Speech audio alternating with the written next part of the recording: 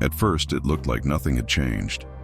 Same streets, same old houses, same familiar faces. But then, someone noticed. There were two of everything. Two gas stations across from each other. Two churches standing side by side.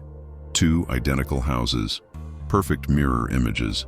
And when the people of Maple Hollow woke up the next morning, they realized something unthinkable was happening. The town was copying itself. Ellen Parker stood frozen on her front lawn, staring at her own house. Not the one she lived in, the other one.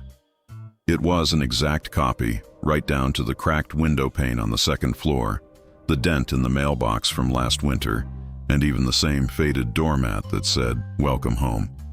Her husband whispered, his voice trembling, This wasn't here yesterday." Hesitantly, Ellen walked up to the new front door. She pulled out her keys, and with a click, the lock turned. Her key fit perfectly. Inside, everything was the same. The same family photos hung on the walls. The same faint smell of morning coffee lingered in the air. But on the kitchen table, something was different.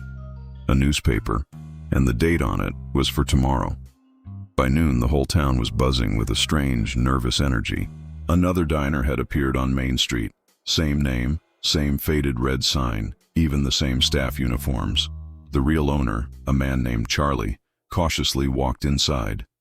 And there, behind the counter, he saw himself, wiping down the exact same glass.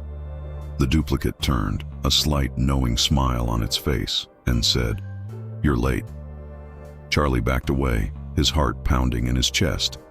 Outside, the air seemed to shimmer, like heat rising off hot asphalt. And then, in the blink of an eye, the second diner vanished. It was just gone. Sheriff Grant started documenting every duplication. Houses, cars, even animals. He saw two golden retrievers running side by side down the street. One was barking excitedly, the other was completely silent. He quickly noticed a terrifying pattern. Each duplicate appeared for exactly 24 hours, then disappeared, but not before it copied something new. He recorded a new entry in his log, his hand shaking slightly as he wrote, "Each cycle doubles what exists, and seems to erase the memory of what's original. We're losing track of which is real." That night, the town's iconic water tower split in two. One half was solid, rusted metal. The other was a shimmering reflection, but both were equally solid to the touch. Just as he was watching, his radio crackled to life. A voice, distorted by static but chillingly familiar, whispered, "Grant, do you read? This is you." Dr. Lila Monroe, a retired physicist who had chosen Maple Hollow for its quiet, uneventful life, started studying the phenomenon from her basement lab. Using old satellite feeds and homemade radiation sensors, she analyzed the impossible data pouring in. She discovered an invisible field expanding outward from the very center of town. Every 24 hours, exactly at midnight, the field pulsed. Like a giant silent heartbeat. She called it the Replication Zone. When the pulse passed through an area, everything within its range was scanned, and then duplicated on the opposite edge of the zone. Lila whispered to herself, a cold dread washing over her. It's not cloning. It's mirroring reality itself. That night, exactly at midnight, a low, steady hum began, vibrating up from deep underground. Streetlights flickered and died. Phones glitched, displaying strange symbols, and then a glowing, shimmering haze rolled down Main Street like a silent fog. Ellen Parker was woken by her daughter crying.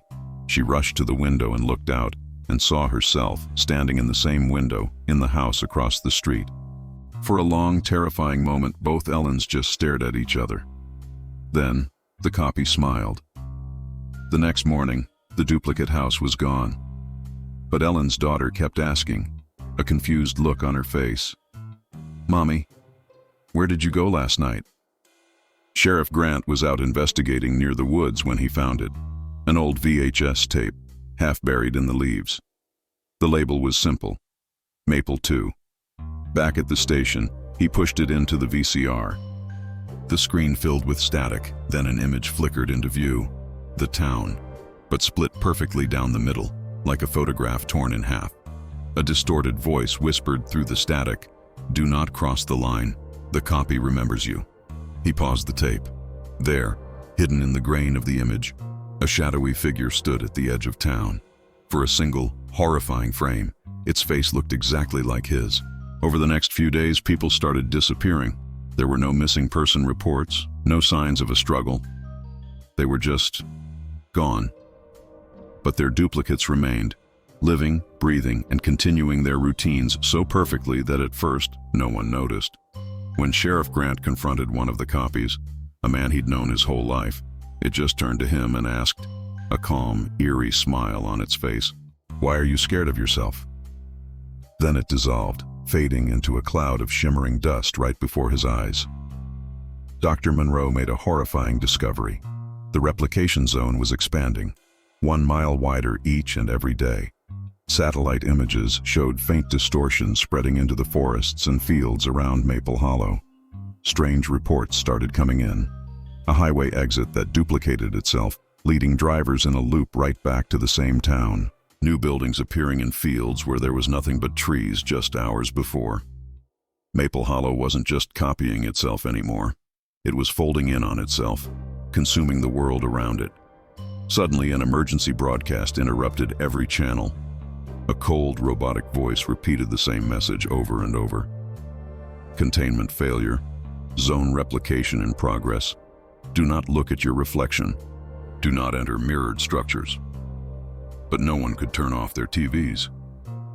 The screens were frozen, and then, on every screen, a faint image started to appear. The reflection of each viewer's own face, smiling back at them. The broadcast cut to black. A single line of text appeared. Replication complete. Weeks later, a rescue team finally broke through the strange atmospheric distortions and arrived at Maple Hollow. They found a town perfectly preserved. Every building was pristine. Every light was still on, but there was no sign of life. At the edge of town, 2 identical signs stood side by side. "Welcome to Maple Hollow." And under it, the population count read 0. Inside the sheriff's office, investigators found one final tape. It was a message from Dr. Monroe, recorded in the final hours. Her voice was weak, but urgent.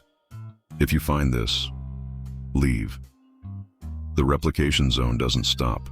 It's not just copying things. Every cycle it makes a new world, and it deletes the old one. If you're still here when it pulses again, you won't be." Thank you so much for watching.